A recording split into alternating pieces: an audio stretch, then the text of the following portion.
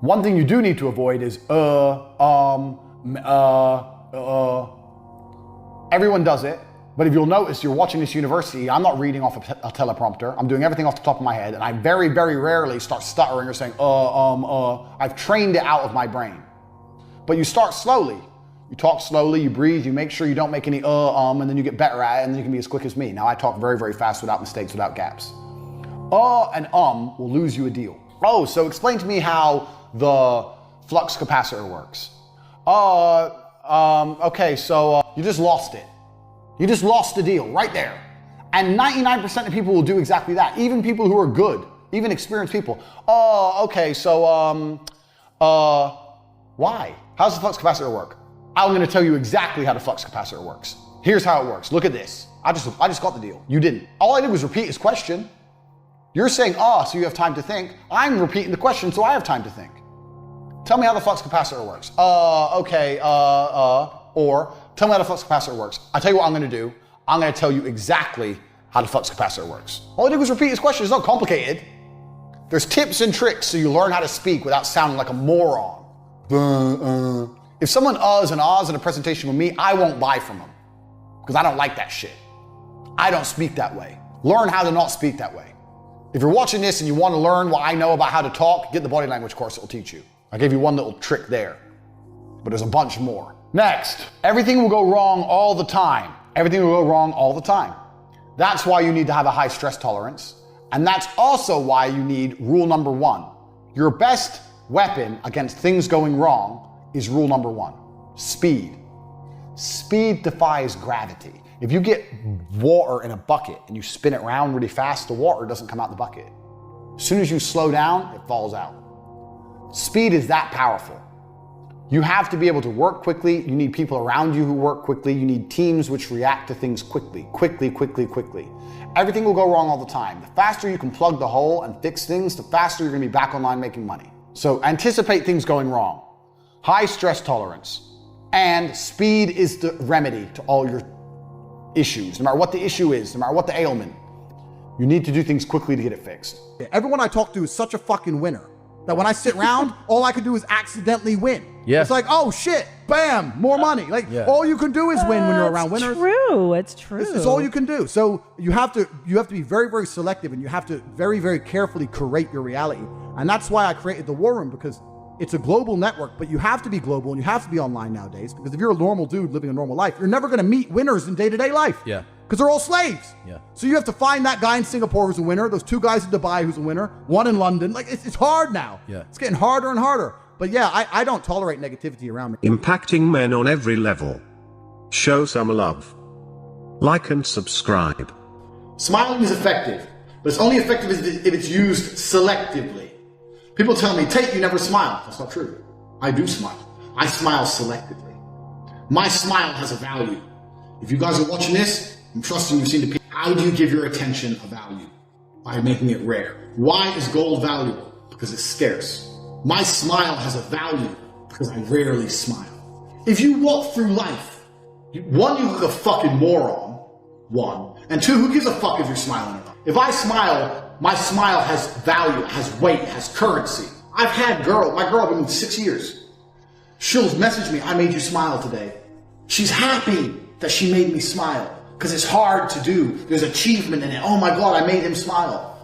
He woke up and I'd already cooked dinner, and he woke up and I cooked him breakfast, and I had coffee in his favorite mug, and I brought it to him and I told him I loved him, and he smiled a little bit. She got her reward, which is my smile. If she woke up and I was like, hey baby, hey, what the fuck, you don't give a fuck if I smile or not. I smile when it's deserved. And you're a fucking full-grown man. You should be walking through life smiling. You need to smile at people when something of merit happens. I'm not saying come across as a miserable fuck. I'm not saying that. I'm not saying sit there looking like you're gonna fucking kill yourself. You're not Eeyore. I'm saying you need to smile selectively. Once again, you need to adapt your own body language style. You need to decide when you're going to use your smile and when you're not. Don't say trying to hold it in. I'm saying you've probably learned to smile instinctively. You're smiling at things that don't really make you smile, and you're smiling at things that you don't find funny to be polite. But let me tell you what smiling is. Smiling is a sign of submission. Look at apes, our closest relative. Apes smile to submit. When the alpha appears, the beta males, they show their teeth. They go, it's like, don't hurt me. This is natural. You can study this today. Google it, YouTube right now. They show their teeth in a sign of submission. That's what smiling is. If you're going through life and every person you meet, you're like, hey, hey, hey, hey, hey, hey, hey, hey. You're basically saying to the world, no one hurt me. Please, please, hey, I'm a nice guy. How are you? Fine. You? Yeah, good, yeah. Does Trump smile at every motherfucker he sees? No! It's Trump! Fucking, yeah, alright, okay, yeah. Fucking there's someone who actually, like a real G turns up, someone who's done a fantastic job that week, he'll give him a little bit of a smile, go, smile, and they'll be like, why does Trump smile now? Because he doesn't walk through life looking like a fucking happy clown, and neither should you. Your smile is a selective tool. It must be rare, it must be used effectively. You smile at a girl, she needs to fucking deserve that shit. You smile at a guy, he needs to deserve that shit. You can walk through like fucking smiling. Life's not all about just being as happy as possible. This is the bullshit the media is trying to sell you. They're purporting this idea. If you're happy, smile, be nice. Everyone who's happy all the time, smiling all the time, nice all the time is a fucking loser. You know it and I know it. So you don't want to be that guy. You haven't got to be fucking smiling. Use your smile selectively. I use my smile selectively, especially in dates with girls. If I'm sitting there, it's a little bit frosty, whatever. I don't allow awkward silences because I'm too efficient for those things. I've got a PhD degree.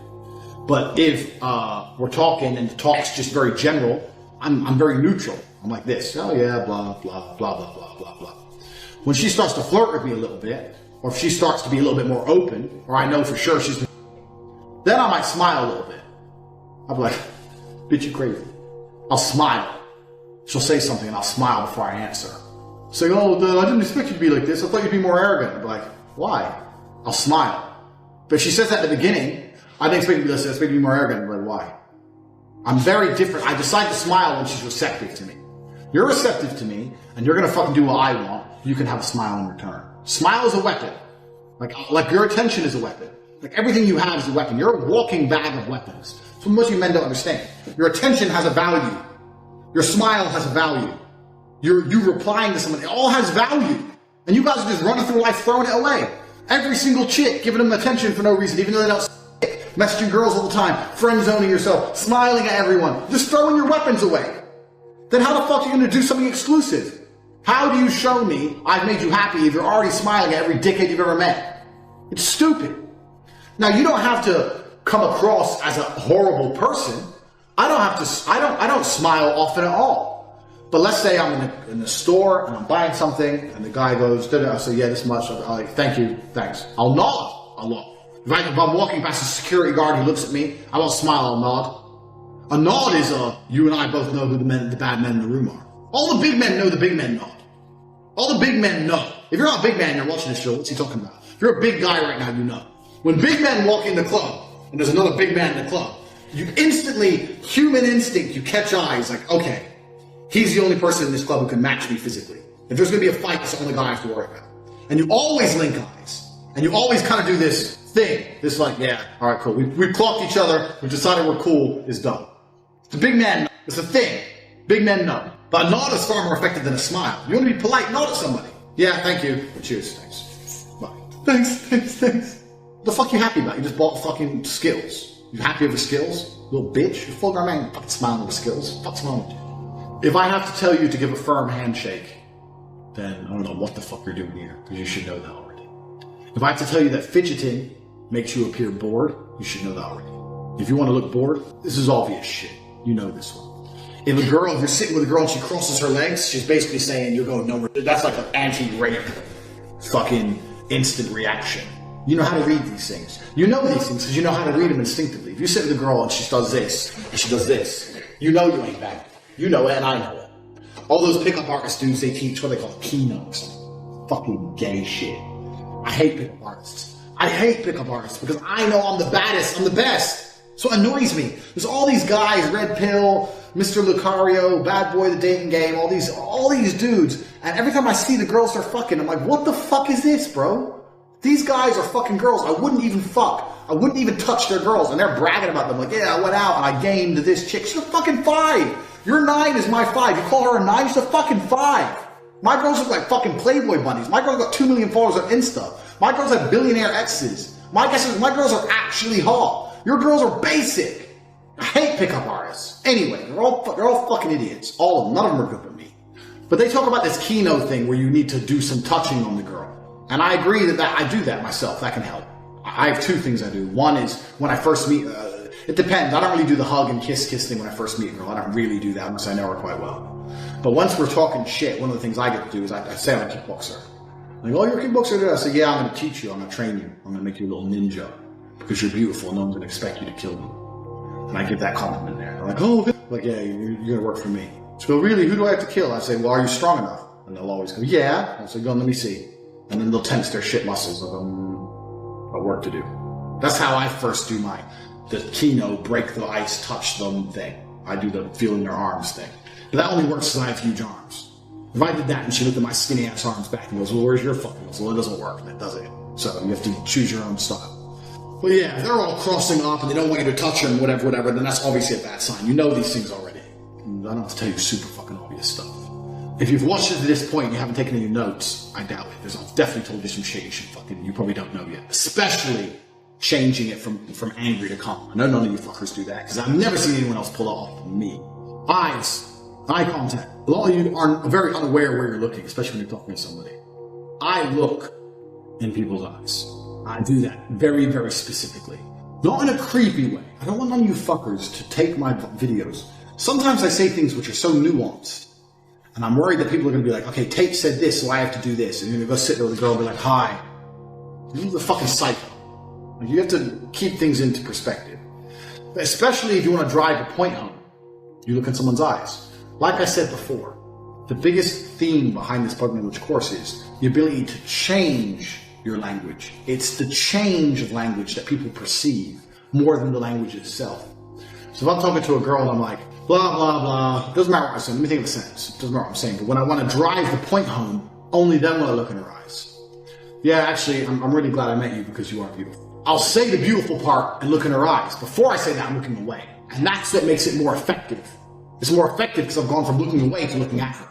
If I just looked at her and said, I'm glad I met you because I really think you're beautiful. It's not, for me, it's far more effective for me to say, yeah, well, I'm glad I met you because I really think you're beautiful. I'll look away and then I'll look at them when I say something I mean. And that change in body language is what they perceive, and that makes you far more convincing. You see where I'm coming from? Don't tell a girl she's beautiful, well, make sure you're not looking at her and then look her in the eyes directly as you say it like a fucking man. Eye contact. Eye contact needs to be used as punctuation.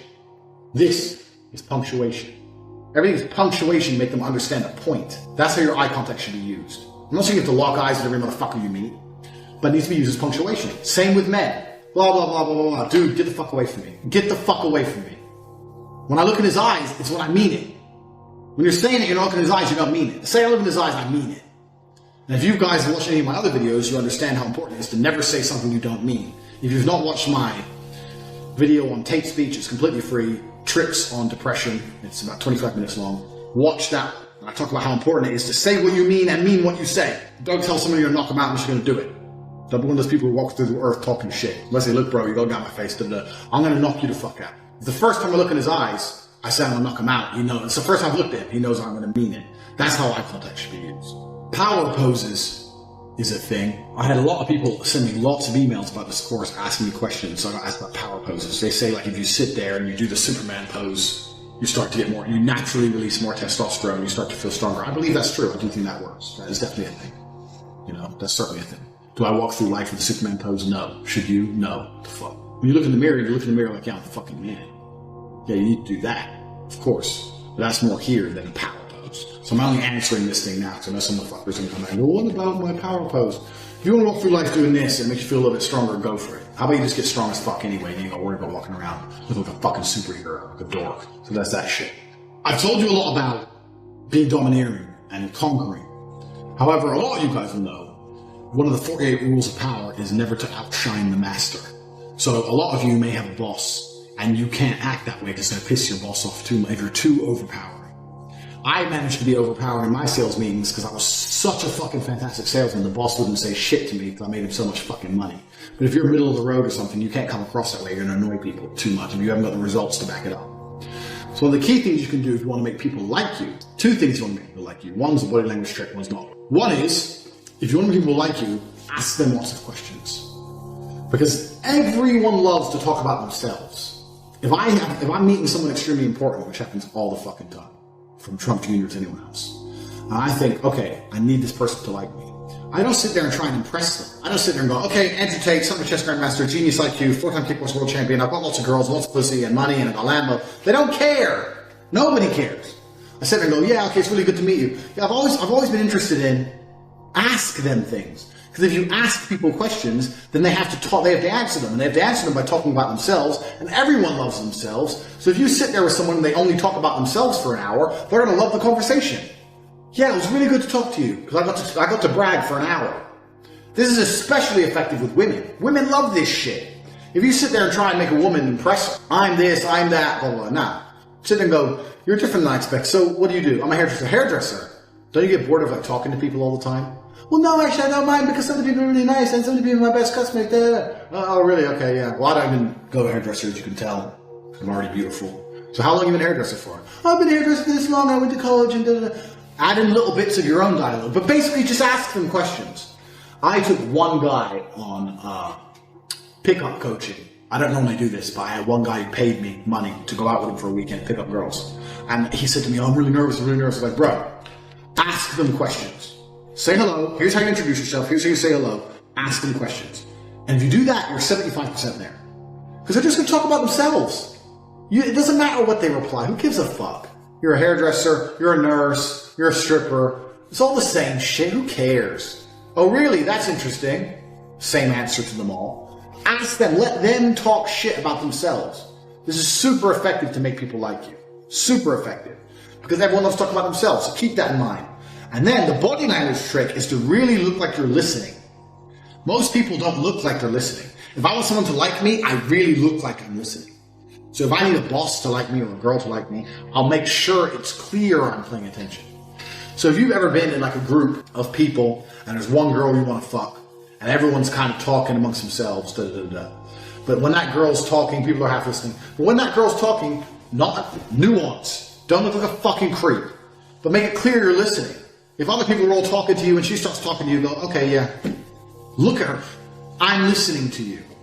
Because then, oh, he thinks I'm important. He thinks what I say matters. And the boss is the same. He listens. He thinks I'm important. He thinks what I say matters. In a corporate situation, what I used to do, I used to do this all the time. Bosses love this shit. I used to walk around with a little notepad. So if I got called to the boss's office, I'd go in there with a notepad and pen and sit there. And when they were talking to me, I'd just randomly write things down. And a few of them said, why you got that? She said, I don't want to miss any key points. And they sit there and go, but they like that shit. I'm talking, and he's writing it down to not miss my key points. Yeah, well, Mr. Andrew, you are the best salesman. You have sold 3 times more than everybody else, but I'm a greedy CEO cunt, so I want you to sell more. So I was just wondering if you could possibly do this, or if you tried doing this, because you're my cash cow and I want to milk you for all you're worth. Yeah, you're right. I did try that, actually. I did try that, but I'm gonna find the email. I'm gonna send it to you. Okay, yeah? You sit there and I'm listening to you, sir. What you have to say matters. I'm writing it down. They're gonna fucking love you. They're gonna love you. They're like, who the fuck this guy? And then they call the fucking jackass salesman in. Hi, where's your sales? Yeah, I've tried. That's how you be liked. Make it clear you listen to people. Most of you don't make it clear you're listening to someone. Make it clear you are listening to them. The notepad and pen example is fantastic with a boss. They fucking love that. They're sitting there going, this dude is fucking, takes his shit seriously. Because a boss hires you to make them money. They're always going to pay you less than they make out of you. Otherwise they wouldn't have a business. So if you're sitting there taking them seriously, you're taking their money seriously. Wouldn't you love it if you had someone who came into your house with a pen and paper and goes, how can I make you more money? Tell me what to do. I fucking like this guy. Who wouldn't? So you just make it clear you're listening to people. And ask lots of questions all the time. Especially once again with the boss, they love to ask questions. So even if I knew the correct answer, I'd ask them a question. So I'd say something like, I have my pen and my paper, I'm sitting there. I'm almost tempted to get a job again because it was so easy. I never failed a job interview, ever. I'd go for jobs that required a degree, and I didn't even have a degree. I just walk in there. Go, so Mr. Tate, your degree? I haven't got a degree. Didn't need one. I didn't need one because I'm the best. I'm prepared to prove I'm the best. I'll work for a week for free, and I guarantee within 6 months I'm going to smash any sales target you set me. I don't have time to go to university and sit there for 4 years. I'm here to get paid. I'm here to get you rich. I'm here to make me rich. I'm the best there's ever been. Listen, I go, what the fuck is this dude? Well, he's going to work for free, so at least try him out. I never failed a job interview. Ever.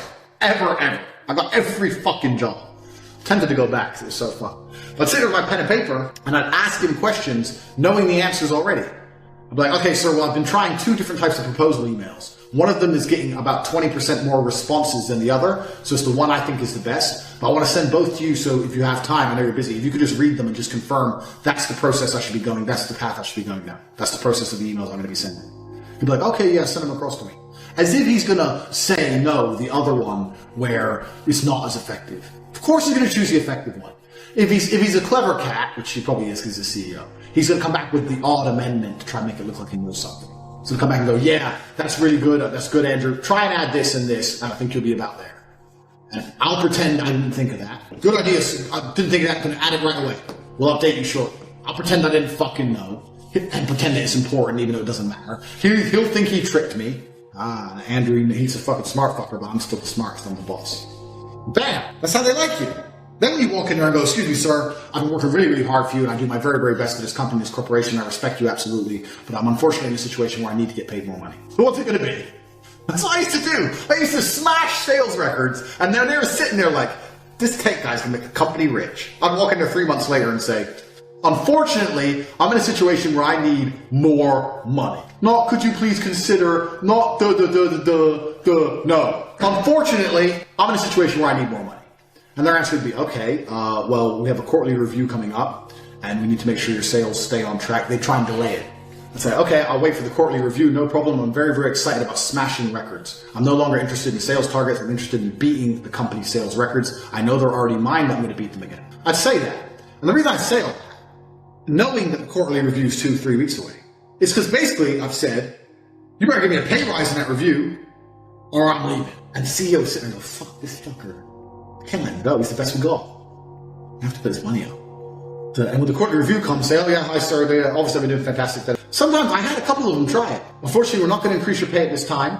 I say, okay, no problem. I appreciate that. I just want to make it clear with you. I'm going to do my utmost. I'm going to continue doing my job effectively. I believe that we're going to do something. I'm going to do it properly. But I am in a position where I, unfortunately, do require more money. So I'm going to start looking for another term of employment. I'm going to leave then. Every time I got an email within 2 days, some fucking offer. Even if I didn't need the money, take the money. What the fuck? Even if it's only a little bit of money, who cares? Take it. Thanks. It's a principle thing. You're gonna fucking reward me, motherfucker. What I deserve. I got a company car that exact same way. Came and sat down and I said, excuse me, sir, unfortunately I'm in a position where I can no longer use my own personal vehicle. He said, we don't do company cars. I said, I understand that. And I know you're paying me 20 cents per mile. But the car I have is putting damage on the car. Also, my brother needs to use the car. I am a very good salesman. I intend to continue to sell effectively. I guarantee I will continue to break every single company record, but I can no longer do it in my vehicle. I need to be provided with a vehicle, or I can no longer work with this company. Boom! Give me a car. Most of you fuckers are afraid to say shit. Walk in there. Give me a car. What car? Literally, me and my brother were sitting in our apartment one day. He said, oh, I need the car tomorrow. I was like, I gotta go to a meeting. And I thought, oh, fuck this. They can give me a fucking car. Next day, had a car. We don't do company cars. Yeah, you do renting a fucking car because your number one salesman makes you all your money fucking said so. I guarantee you do that, don't you? Went down to Hertz and picked me up a fucking nice car. Of course you did. BMW's 3 Series. Thanks. Let's spill coffee all over the fucking seats. Ain't mine. I don't give a fuck. So you gotta be mean your shit.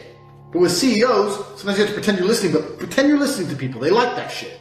Give you a little notepad. Get your shit together. This could also work with women. Sometimes when one of my girlfriends, I say one of, because all you real G's know how else real G's live. They're like, oh, I've really got a problem. I need your time. They're complaining to me. I say, look, listen, I'm busy right now. But I'm going to come around later and I'm going to sort it out. If I say, okay, tell me what's the matter, and I have to say, no, I'm going to come around later and sort it out. I turn up later. Okay, you have all my attention. What's the problem?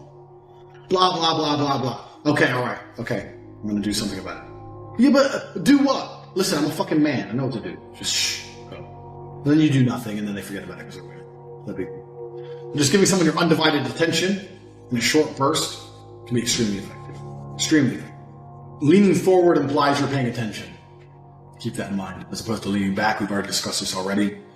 I've got a long list of questions from you motherfuckers. Leaning forward implies you're paying attention. Someone goes, how do I make it clear that I'm paying attention to them? We'll make it clear you're listening to them. Just discussed all this, but also lean forward. You lean forward sometimes. Yes, tell me.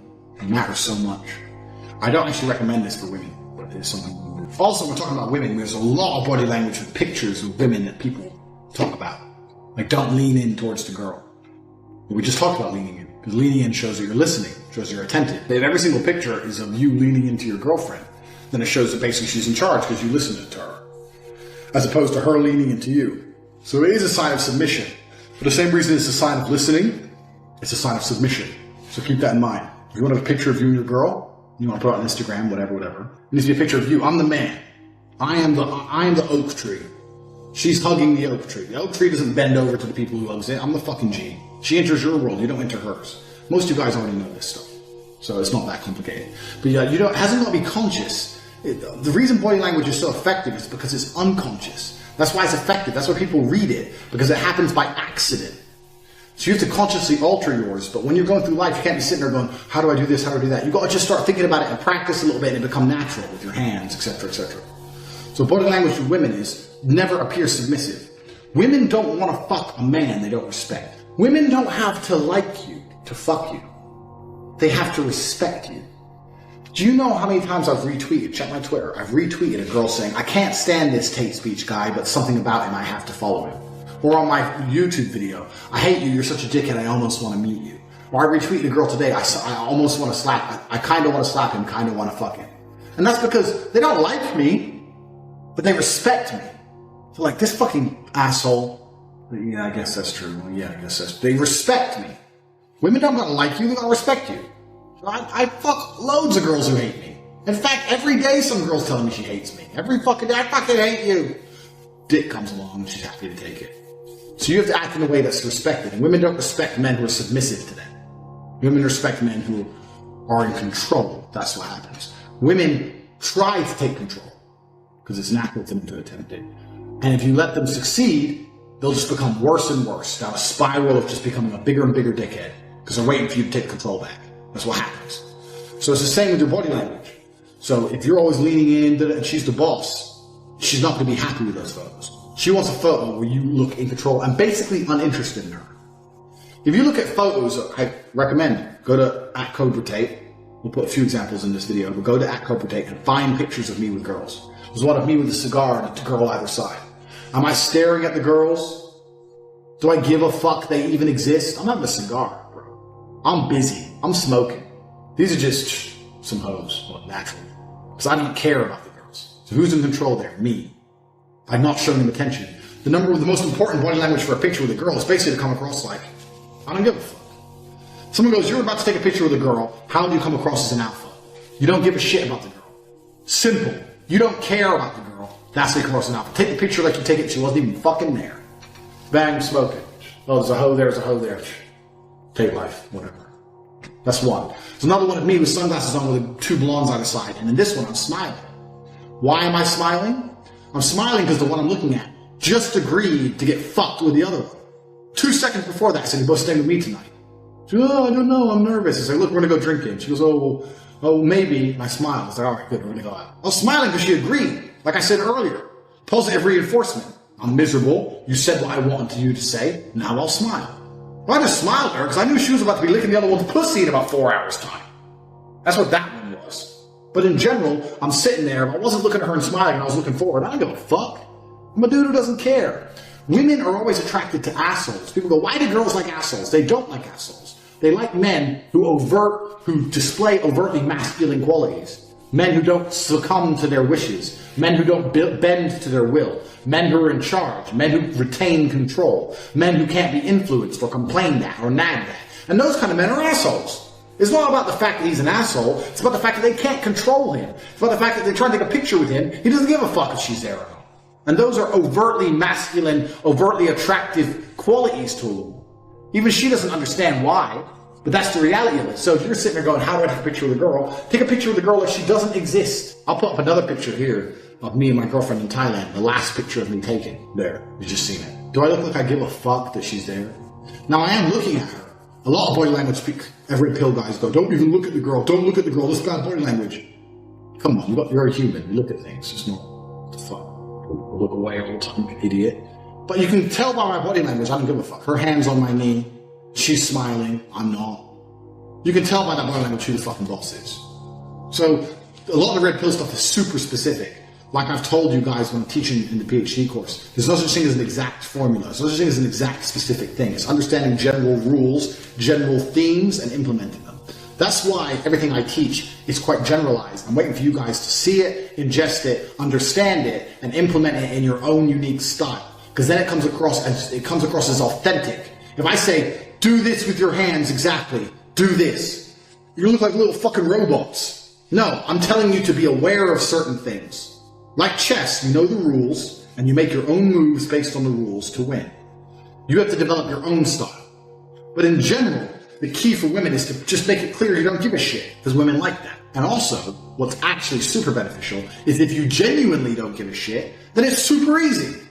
Why do you have to act like you don't give a shit if you actually don't give a shit? I actually don't care. I've been around so many chicks. That picture of me with a cigar and there's two girls hanging off me. When I was smoking a cigar, you can look carefully and you'll see my eyes looking down. I'm looking at some guy, and the guy's face was literally like his world was blown. Because he saw me with two 10s. Not these other pickup artist versions of 10s. Actual 10s.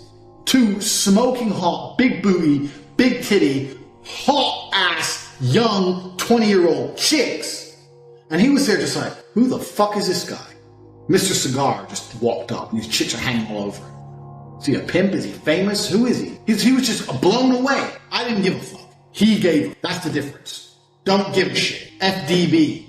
We talked about smiling a little bit, and we talked about smiling, we said how it's a sign of submission. Also, you guys will know on Twitter, soy face. That's a sign of submission as well. If you're not comfortable within your own skin, you see a lot of people, they take pictures and they pull stupid faces. They'll go like, or when they're with someone, they're like, all that shit is submission. All that shit is evolutionary, primate, submissional. You're just broadcasting to the world that you're a fucking loser. Don't do that. You either smile in a picture because you're happy, or you just look at the camera. Done. You're not fucking clown, and you're not fucking 15. You're making stupid ass fucking faces. It's dumb. Don't do that. Ever. Especially not with a chick. Sometimes chicks do that. And you're next to her. I guarantee you're not fucking her if you do that shit. I've had girls do that next to me. I'm just like, looking at them like the moron they are. Because I don't give a fuck. You're fucking making stupid ass faces. Fuck off. Suck this. So don't do that shit. So if you're pulling weird faces in photographs, that's because you're insecure. And you're trying to broadcast to the world that you're a little liberal coward. And you're hoping that no one destroys you. You're hoping Big Daddy Tate doesn't come along and squash you in the palm of his awesomely huge hand. Don't be like that shit. I fucking hate that shit. I don't hang around with people who do that shit. Don't do that. Ever. I'm putting a picture of my brother now with his girl. Bang, you just saw it. That girl there is called Bianca Dragosani. She has 1 million followers, or near 1 million on Instagram. Look her up. You can Google her. She's the most famous girl in Romania. She's like, she had her own TV show. Legitimately A-list in Romania. Very rich as well. Most men would be intimidated by a famous woman who's that hot, who's rich. Tristan went up to her in a fucking petrol station. Went up to her. Started talking shit. Just the way me and him do it. Got her number. Progression. HD guys. Tower of power. Introduced himself. Blah, blah, blah. Confident. Bang, bang, bang. He didn't get her number. He got her Instagram. Messaged her there on the spot so she saw it, even amongst 1 million messages. Ended up getting her number. Anyway, he ends up fucking this chick. She's married. She's fucking married. Whole thing comes out in the papers. Me and Tristan end up A-list stars in Romania because we're the guy who fucked Bianca. I'm the brother, but he's the guy who fucked Bianca when she's married. Everything. Complete craziness. Anyway, the point of this picture is this. Most men, when they get a girl like that, they're all over her. She's famous. She's rich. She's important. She's special. Look at Tristan's body language in that picture. Does he look like he gives one fuck about that chick? He doesn't give a fuck about that hoe. He doesn't care. He doesn't care. Some hoe. How many hoes have I fucked? Who cares? You dudes are out here caring too damn much. It's garbage.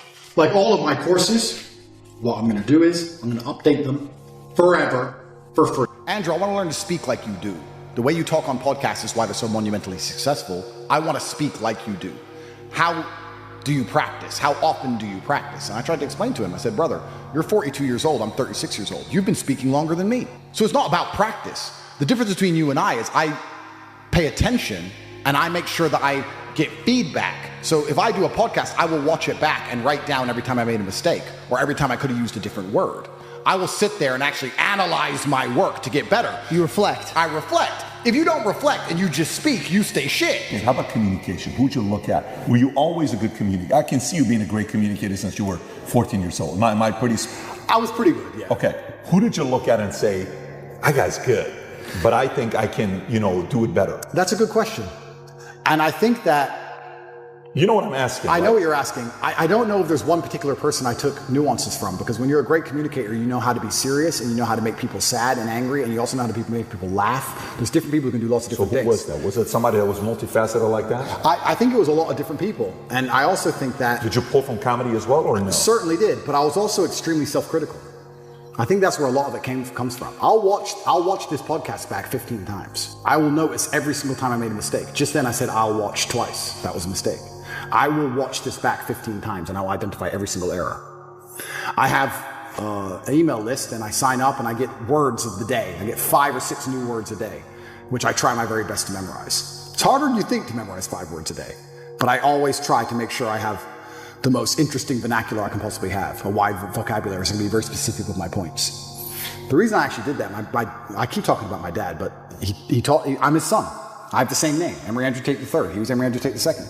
My father was a linguist for the CIA. He spoke Russian and German and Spanish and English. And I think I've told this before. Back then, when they needed someone who spoke Russian, they would take a Native American and teach them Russian. Nowadays, we have a bunch of Russian-speaking allies. You can go to Estonia, Latvia, Lithuania. They're all NATO and just get a Russian speaker. Back then, they taught my dad Russian, and he held the Air Force record for the fastest assimilation of a foreign language. When he died, a guy sent me an email, sent me a message saying, "You don't know who I am, but I worked with your father in the Air Force, and he had the fastest assimilation. He learned Russian in 2 weeks. Crazy."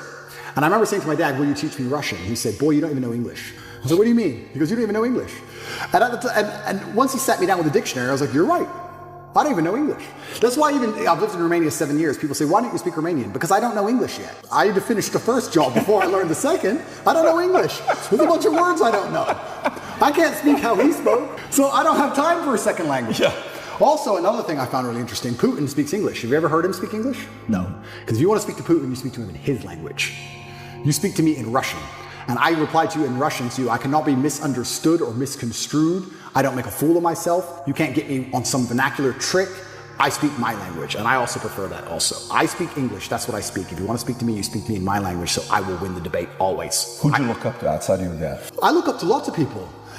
I'm talking specifically younger age, not today. I'm talking 16, 20, 25, that age. Not today. It's a good question. Because I always believed in trying to take the best parts of individual people and then amalgamate them. And I know you want a name, and I can't think of one off the top of my head, but I would look at people who I didn't even respect, but they'd have one particular thing about them. I thought, that's good. It could be somebody I didn't even like, but he dressed well. I think you just have to be perspicacious and look at people, and there's something you can learn from absolutely everybody, and just try and adapt it all. I'm not saying everybody should be clones of me. For everyone's individual, right? But there might be some things about me they find inspiring that they may adapt and take on board, and then they'll find some things from other people. But learning to speak is something I understood from a very young age how important that would be. That's a superpower. Okay, so let me go back to the question I was asking, where I'm trying to go with this. So I asked the question, I said, imagine the 20-year-old that's watching this, that's saying, "No, Tate, don't give me the answer for anybody can create, contribute to society. I'm not that guy. Talk to me like I'm 1 in a million. Talk to me like I'm one in a million." So if I'm willing to give 20 years, 30 years of my life to one way to go up to make true positive impact in America, my country, in the world, what should, don't talk to me like everybody else. What the standards, what should I do? What angle should I do? Okay, so first things first, you need to be worthy of respect. And you're going to be worthy of respect through having things which are difficult to acquire. So first things first, the basic things, you need to be very focused on trying to make money, because people listen to you when you have money. They just do. Secondly, you need to be in fantastic physical condition, because when you're in fantastic physical condition, it cannot be bought. It must be earned, and people know that. When you're in, I don't know about you, if someone walked in to sell me something and they were obese, I would not trust them the same as if they were in fantastic physical shape. Because I'd say, I don't think you have dedication and heart. I don't think there's something about you that I just wouldn't trust you the same. So fantastic physical condition and money is the first thing. The second thing, whatever your ideas are, you need to learn how to communicate them. Speaking is a superpower in and of itself. You need to become a fantastic communicator. You need to be comfortable in all realms of communication. You need to be persuasive. You need to be comfortable arguing. You need to be good at debating. There's a lot of people out there in the world who have ideas that they can't even project into somebody else's mind. How are you gonna rule the world with that? How are you gonna get your ideas out there and make an influence if you can't make other people understand exactly what you think? That's the first thing. Second thing, once they understand exactly what you think, you need to make them agree with what you think. These are two different skills. Must be practiced and must be learned. If you're 20 years old and you want to change the world, you need to be having endless debates. Endless. Without resorting to name calling, not on Twitter like a dummy, in person. And you need to come across in a way that people agree with you. We can go back quickly and talk about the red pill. The difference between me, when I talk to girls on these panel shows, and every other guy when they talk to girls on these panel shows is, when I'm done, all the girls want me. Watch them. Watch the shows. I say the same thing, and by the end, the chicks are in love with me, as opposed to saying the same thing and the chicks thinking I'm a dickhead. That's the difference. I project my ideas and I make them agree with my ideas to a point where they're like texting me afterwards. I'm not saying anything different. It's how I'm communicating it. You can catch more flies with honey than hurting people sometimes. So you need to be good at everything. You need to have a Swiss Army knife of tools. I know when to be intimidating or aggressive. I know when to come across as obtuse. I know when to come across as exceptionally open-minded and easy to understand. I know when to come across as understanding. I know all these things. This all has to be practiced. And a lot of it is, communication. I would say, if you're going to say to a 20-year-old who's truly exceptional and driven, I'd say you need to become a master communicator. Because once you can do that, you can do anything. And that fixes all the other problems, right? We talk about making money. If you're a master communicator, you do fantastic in sales. Yeah. You'll kill sales. Yep. You'll absolutely destroy sales if you're a master communicator. Not many people know this, but I used to sell windows. You know the old school knock on the door? Window sales. I did window sales for 2 or 3 years, and I'd say this is one of the hardest jobs you could possibly do. And I would always recommend a young man, if he has some time to waste, to go sell windows. And the reason, it's fantastic, because I'll tell you why. It's the hardest one to sell because 1, nobody wants them. 2, they don't know who you are. And 3, even if you convince them that they need windows, after them not knowing who you are, then they go to all your competitors and then it becomes a price war. It's a nightmare. It's the hardest sales job. If you're selling a Lambo, at least they want the Lambo, right? Nobody wants glass and plastic. They already have windows. So you got to find a way to sell them these windows. How do you do that? And that's where all this master communication comes in. And it's so many subtle little things. Being a good salesman is not necessarily being a liar. It's not being a trickster. It's just understanding what's going to make the person believe and understand what you say. If I walked in and said, would you like new windows? And they essentially said, no, we don't need new windows. Our windows look fine. I would say, but what about the security aspect? While looking at their 3-year-old child. And they'd sit there and go, what do you mean security aspect? And then I talk about how we had the lock 5000 and their locks are easy to break, as if glass isn't glass, it's all the same anyway. And you'd end up selling the windows. You have to find the triggers in people. There's another thing people don't understand about me and my message. Sometimes I sit here and I say things that piss people off because that's how you trigger people to make action. I have often written emails or done videos, especially to men when I want to help men, to piss them off. You're a loser. You're a dumbass. Andrew, why do you mean? Because you're not going to go to the gym unless I tell you you're a fucking loser. And you are a loser, and I'm not lying to you. You are a loser. The emotional trigger you need to get up off that chair is the fact that you're not important, nobody cares who you are, any girl you're ever in love with I could take, and you're insignificant. And when you die, nobody's interested. That's your fault. You could have been something else. You did that. You failed. It has to be done. You have to be a master communicator. And sometimes that involves also insulting people.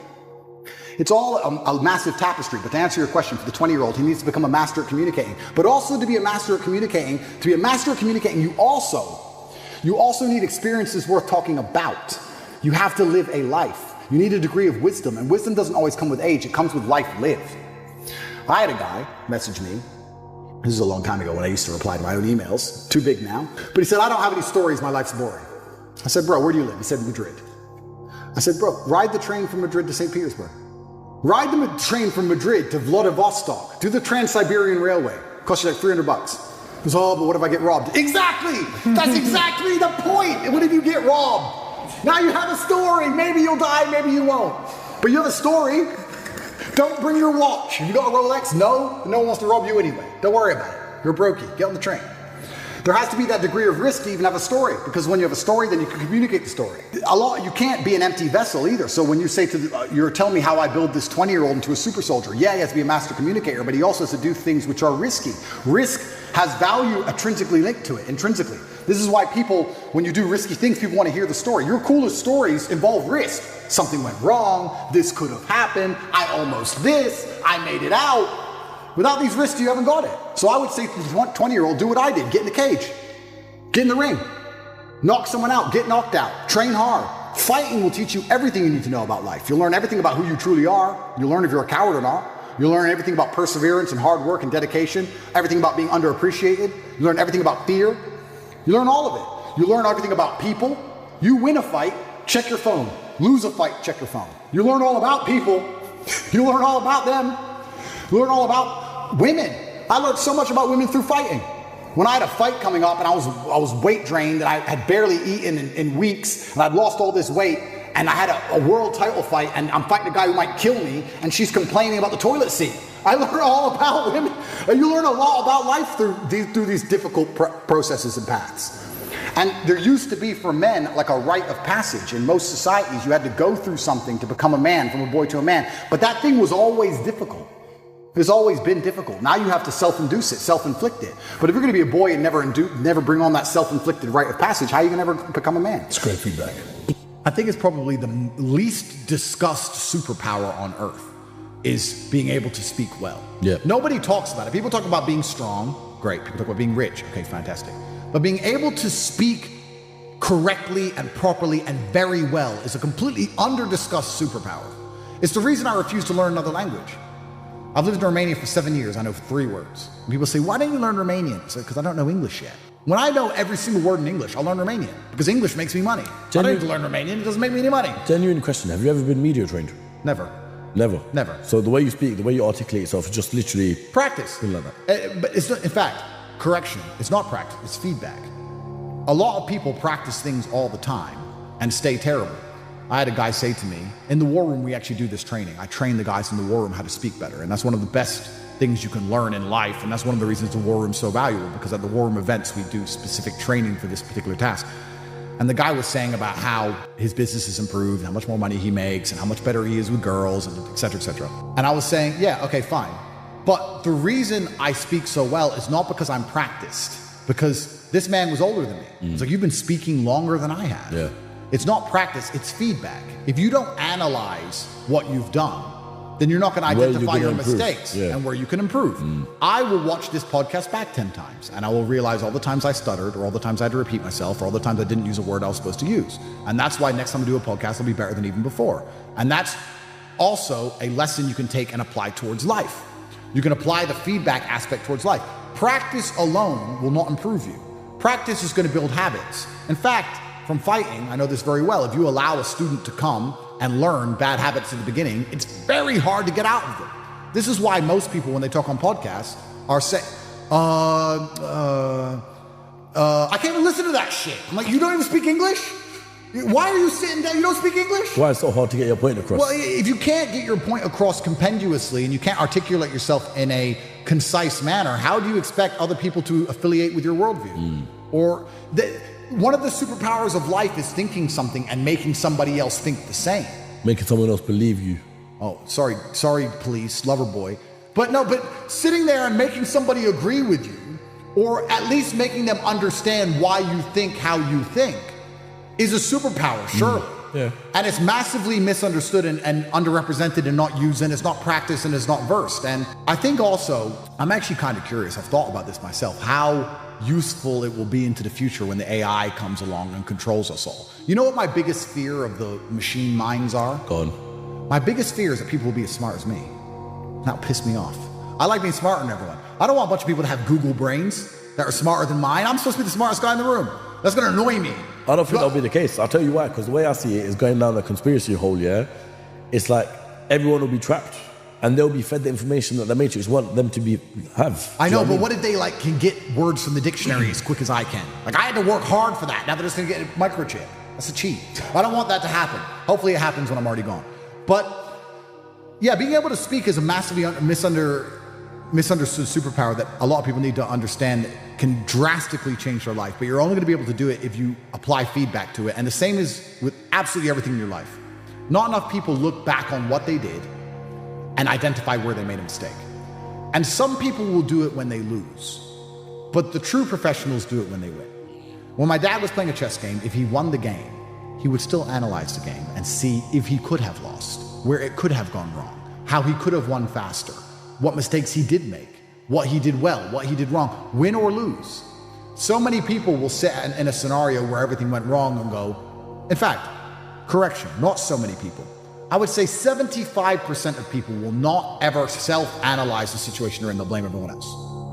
I do find it amazing that a lot of people can't speak well. I find that truly amazing. If you don't have the ability to project your thoughts to other people, I don't know how you're going to be successful in life.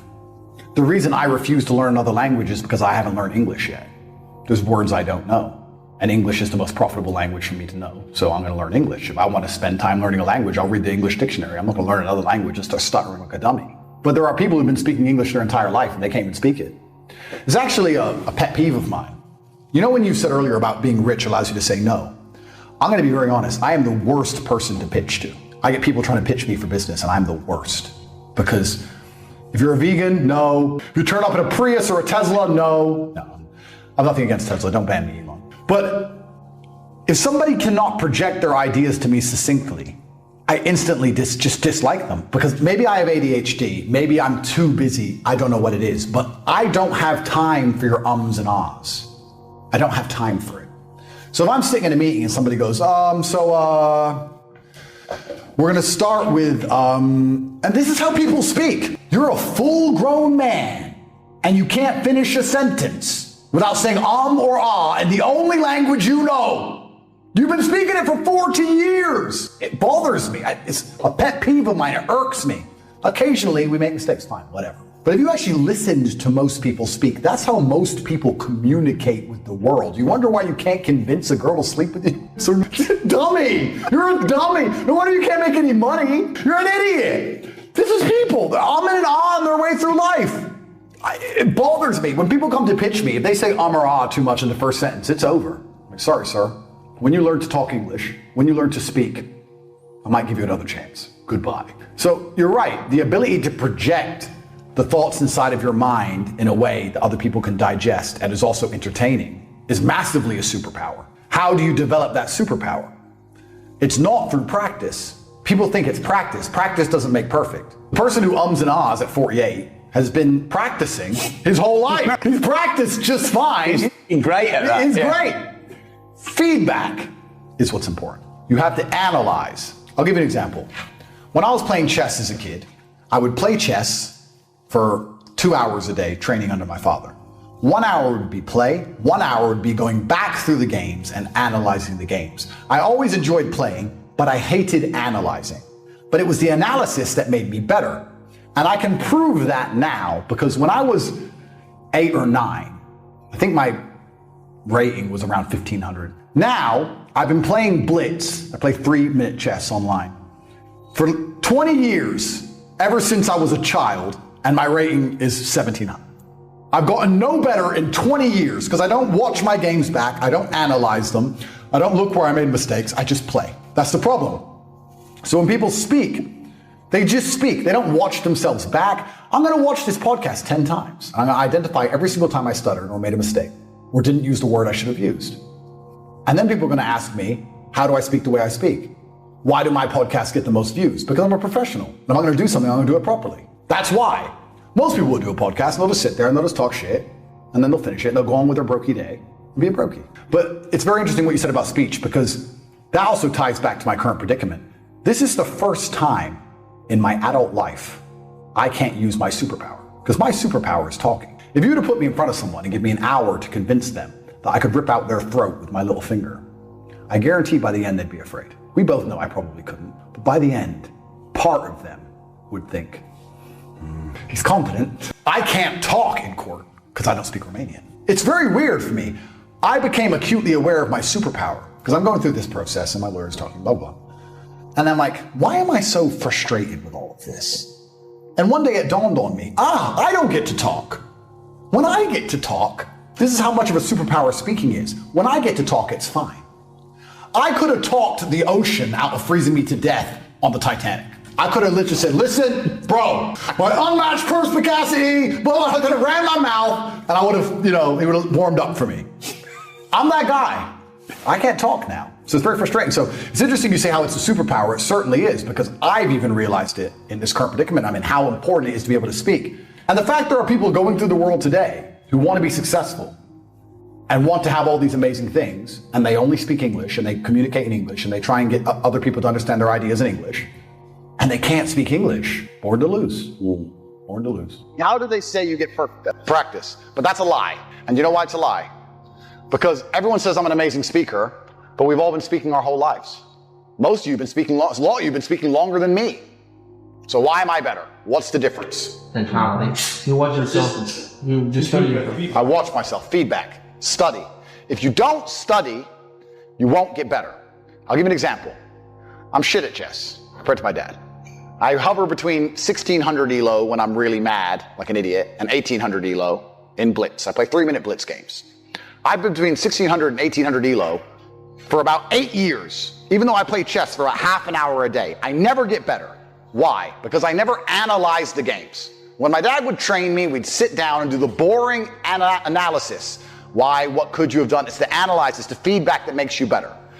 Why, as a fighter, if you just spar every day, will you never be good? Because you don't train. It's feedback that makes you good at things, not practice. You have to practice, then feedback, always. And communication is one of the most important things because it's something you do every single day, all of the time. If you're going to get good at one thing, you may as well get good at the thing you do most often. And you're all talking all the time. So you may as well get good at it. So you have to analyze yourself. That's the reason I said this and ah thing. To make it difficult for you, I understand it's nervous. I understand you're up here and you're talking in front of people and it's nerve-wracking. But you should be going through your life in general, catching yourself doing it and not allowing yourself to do it. Because that feedback, it won't take long. It'll take 3 months until you find a way to just stop saying it. And it's so unique that you don't realize how many people you're speaking to who do it until you stop. It's like saying, have you ever seen a red car and you drive down the road and every car's red? When I sit and listen to somebody, I'm literally listening to them thinking, fuck you know, you've been speaking your whole life. You're a dummy, right? Because I don't do it anymore. So it's a pet peeve of mine almost. But you have to self-analyze yourself all of the time. Don't allow yourself to get away with it when you're not in this environment. It sounds like a small thing, but I'm telling you, when you can compendiously, concisely explain your point of view, when you can do what I do, which is machine gun 5 points at once, especially in a debate, it's very hard to argue against me. If you give me a minute, I've made 5 points and linked it into 2 older points, and I've hinted at a future point. And now you have to counter that. And you're like, you're a misogynist. You can't argue with me. That's why the BBC got wrecked. So you have to be very good. If I was saying on my BBC interview, it would have been over. I could have said the same things with a couple ums and ahs, it would have been over. I'm the worst man in the world.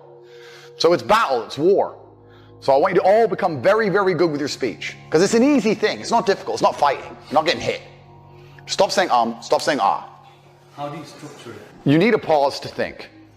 So what I will do is I will either literally take a pause and stop. And a lot of that is body language to allow yourself to be given the time to do that. Or the second thing I'll do if I make a mistake is I'll repeat myself. So I'll say something like, there's an example. So I'll say. That sounds better than going, so I'll say, and I know English isn't always your first language. I know for some of you people, I'm not as hard because English isn't your first language. I completely get that. It's also the reason I refuse to speak another language because I speak English so well that I don't want to degrade. If you want to speak to me, you speak to me in my language. It's my battlefield. I win. But English is the language of the world, so you may as well get very, very good at it. And it will translate to all of your personal relationships. Your arguments will become shorter. You'll make more money. Everything is from communication. That's why I have a stick, and that's why I have a pet peeve for ums and ahs. Because it's the easiest way to just improve your overall status. Because you also come across extremely confident when you don't use and ah. You look like you know exactly what you're talking about when you don't use and ah. If I say what's 2 plus 2 and you go 4, you look dumb. If I say what's 2 plus 2 and you go 4, you look smart. The makes you look like an idiot. So it's a pet peeve of mine. I just said it's twice. I just did it. So I'm self-analyzing myself all the time to make sure I don't do that. So that's why I've said it before this, to make it hard for all of you when you stand up here and you're nervous and you start going up. But in general life, try not to do it because you'll see your life improve. You'll see your interactions with people improve in real time. You'll know. Mindset is your key to everything. Absolutely everything. Join the top G's on Patreon.